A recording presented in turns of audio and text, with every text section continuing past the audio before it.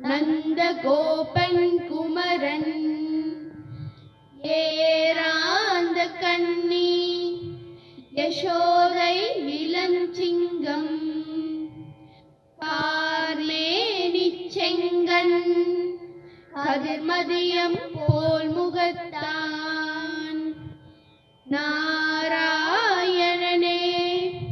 நமக்கே பறை தருவான்.